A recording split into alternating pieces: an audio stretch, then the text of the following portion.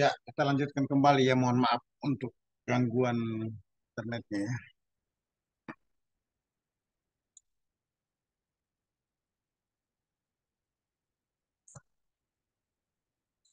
Sabar.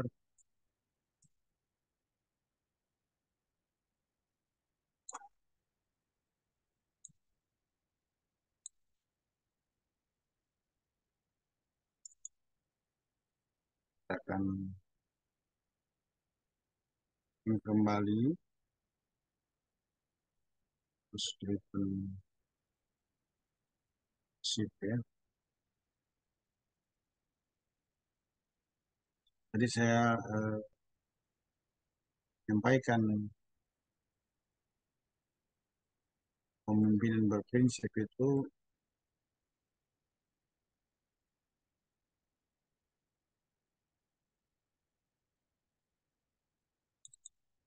sekali untuk menjadi perhatian bagi kita semua. Sudah dimulai dengan definisi, jenjang, personal, ada interpersonal, kemudian manajerial dan organisasional. Dan kepemimpinan eh, berprinsip Paulus dan Timotius dalam 2 Timotius 6 ayat 1, ayat 2 Timotius 1 ayat 6 sampai dengan ayat 4 sampai dengan 16. Yakub yang pertama memimpin dengan mengobarkan karunia Allah, kedua memimpin dengan tanggung jawab yang penuh ya, tiga memimpin dengan keberanian ya, dan yang keempat eh, memimpin dengan kerelaan sekalipun menderita. Kemudian yang kelima, memimpin dengan mengikuti teladan baik. Kemudian enam, memimpin dengan menunjukkan kesaksian hidup yang baik. Ini sesuatu yang sangat penting untuk kita perhatikan di dalam kita sebagai orang percaya. Iya,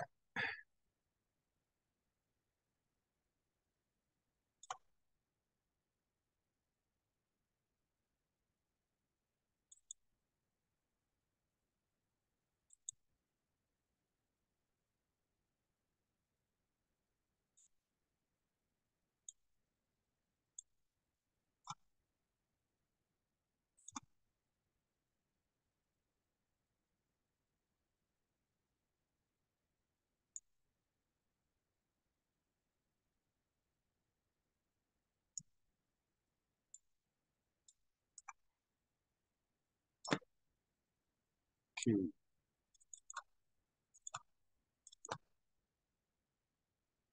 Maximize dulu.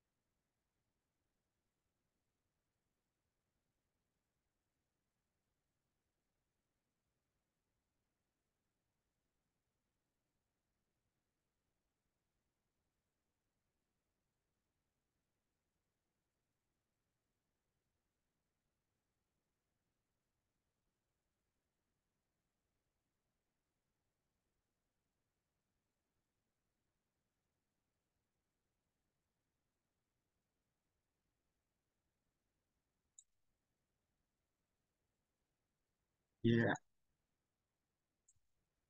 lanjutkan lagi ya.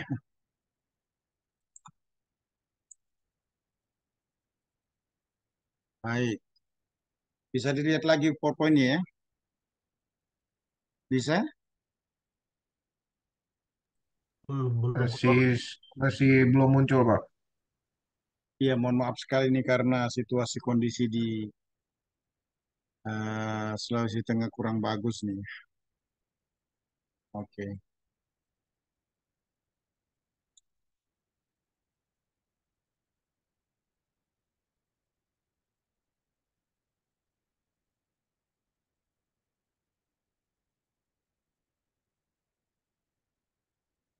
baik.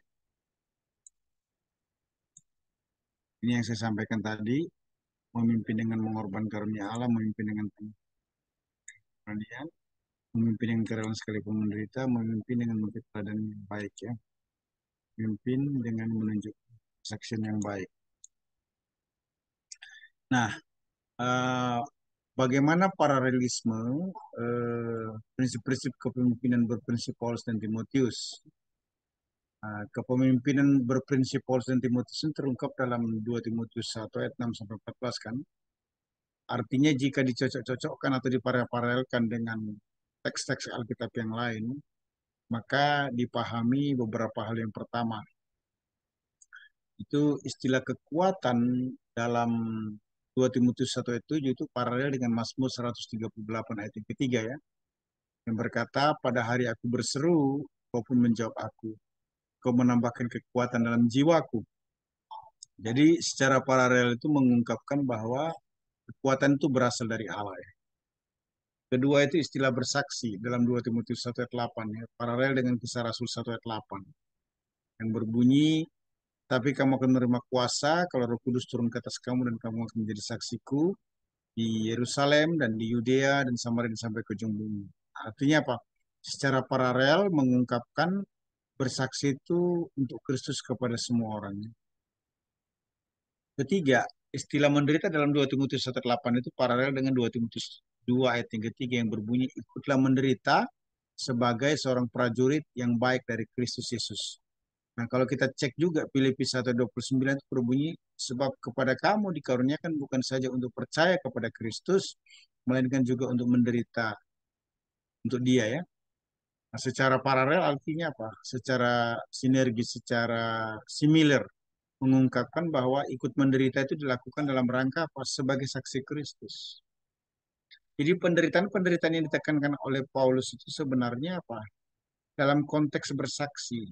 Kenapa kok dalam konteks bersaksi? Karena setelah seseorang menerima Yesus sebagai Tuhan dan Juru Selamat pribadi dalam hidupnya, maka tidak ada yang lebih bernilai dibanding dia menjadi pelayan Kristus. Apakah dia memberi diri sepenuh waktu, ataupun dia sambil bekerja di marketplace atau sebagai pegawai pemerintah, it's okay, no problem.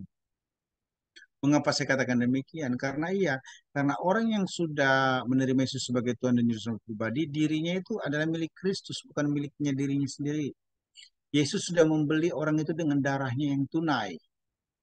Nah, itu sebabnya tidak ada bagian dari sisi kehidupan kita sebagai pelayan ataupun hamba Tuhan ataupun juga orang percaya yang menerima Yesus sebagai Tuhan dan Juru pribadi di luar kepentingan Kristus. Saya ulangi, tidak ada bagian dari kehidupan kita sebagai orang percaya ataupun sebagai pelayan yang punya agenda tersendiri di luar kepentingan Kristus. Apa itu? Menjadi saksi baginya. Istilah yang keempat itu peganglah ya. Dalam 2 Timotius 1:13 itu paralel dengan 2 Timotius 3:14 ya. Tetapi engkau hendaklah tetap berpegang teguh pada kebenaran yang telah engkau terima dan engkau yakini dengan selalu mengingat orang yang mengajarkan kepadamu. Secara paralel, ini mengungkapkan untuk tetap berpegang pada kebenaran yang terima, yang telah diterima atau diyakini ya. Nah, istilah peliharalah dalam 2 Timotius 1:14 itu paralel dengan 2 Timotius 2 ayat 2 ya. Berbunyi, apa yang telah engkau dengar daripada penyaksi saksi, percayakanlah itu kepada orang yang dapat dipercaya yang juga cakap mengajar orang lain. Artinya apa? Secara paralel mengungkapkan untuk melihara apa yang dapat dipercayai. Nah, saya memberikan semacam eksekutif summary ya. kepemimpinan berprinsip dalam 2 Timotius 1 ayat 6 sampai 14 itu adalah apa? Kemampuan untuk mempengaruhi orang lain guna mencapai satu tujuan dengan cara pemenganut mengikut, tapi mengikut yang mempunyai prinsip, yang pondasinya, yang asasnya itu adalah kebenaran. Kebenaran ini menjadi foundation untuk berpijak dalam berpikir maupun bertindak. Di mana Paulus dan Timotius melakukan hal tersebut. Adapun cirinya itu ada 6 ya. Memimpin dengan mengobarkan karunia rohani. Kedua, memimpin dengan tanggung jawab yang penuh. Ketiga, memimpin dengan keberanian. Empat, memimpin dengan kerelaan sekalipun menderita. Yang kelima, memimpin dengan mengikuti keteladanan yang baik. Yang keenam, memimpin dengan menunjukkan hidup yang baik. Baik, kita masuk di bagian selanjutnya, yaitu kepemimpinan sejati atau yang disebut dengan genuine leadership. Pemimpin sejati itu terkadang tidak diketahui keberadaannya oleh mereka yang dipimpinnya. Bahkan ketika misi atau tugas terselesaikan, seluruh anggota tim itu tidak mengatakan bahwa mereka yang melakukannya sendiri. Nah, pemimpin sejati itu adalah seorang yang memberikan semangat, encourage, motivator, inspirator, maximizer. Nah, konsep pemikiran seperti ini merupakan sesuatu yang baru yang mungkin saja tidak bisa diterima oleh para pemimpin yang konvensional, pemimpin jadul, pemimpin zaman dulu ya, yang mengharapkan penghormatan dan pujian. Maaf ya, tidak bermaksud menyinggung. Pemimpin-pemimpin lama itu kan paling suka honor and praise, penghormatan dan pujian kan dari yang dipimpinnya. Dia merasa hebat, merasa abdol, merasa luar biasa kalau yang dipimpinnya itu memberikan honor and praise, penghormatan dan pujian. Padahal itu keliru ya. Nah, semakin dipuji pemimpin itu, bahkan semakin dikultuskan, dia berpotensi semakin tinggi hati dan lupa diri. Nah, kepemimpinan sejati itu adalah kepemimpinan yang didasarkan pada kerendahan hati atau humble. Ini dua hal yang berbeda ya. Nah, pemimpin sejati itu eh, kalau kita cek itu salah satunya Pak Nelson Mandela ya. Seorang pemimpin besar Afrika Selatan yang membawa bangsanya dari rasialis menjadi negara yang demokrasi dan merdeka. Ini penting. Perhatikan, 27 tahun adalah penjara pemerintahan apartheid. Justru Nelson Mandela melahirkan perubahan yang luar biasa. Beliau menjadi manusia yang rendah hati dan memaafkan. Membuat dirinya itu menderita 27 tahun.